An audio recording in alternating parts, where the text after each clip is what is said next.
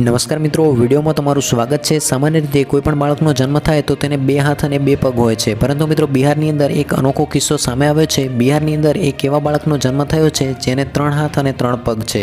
આ બાળક જન્મતાની સાથે લોકો માટે કુતૂહલનો વિષય બન્યો છે અને આ બાળકના જન્મના સમાચાર સાંભળી હોસ્પિટલની અંદર ભીડ એકઠી થઈ ગઈ હતી। આ સમગ્ર કિસ્સો બિહારના એક ગોપાલગંજ ગામનો છે। ગોપાલગંજ ગામની અંદર આ અજીબોગરીબ ઘટના બની છે। તો મિત્રો, આ બાળકના પિતાનું નામ મોહમ્મદ રહીમ અને તેની માતાનું નામ પત્ની રબીના ખાતુન છે અને તેમની ઉંમર વર્ષ 30 છે। જ્યારે તેમને ડિલિવરી પેન ઉપડ્યું હતું ત્યારે તેમને હોસ્પિટલ ખસેડવામાં આવ્યા હતા, ત્યાં તેમણે આ બાળકનો જન્મ આપ્યો હતો। તો મિત્રો, આ બાળકના જન્મને લઈને અલગ અલગ લોકો પોતાનું મંતવ્ય આપી રહ્યા છે। તો કેટલાક લોકો સાક્ષાત ભગવાને પૃથ્વી પર અવતાર લીધો હોવાનું માની રહ્યા છે। તો મિત્રો, આ બાળકના જન્મને લઈને તમારું શું મંતવ્ય છે તે અમને જણાવી શકો છો।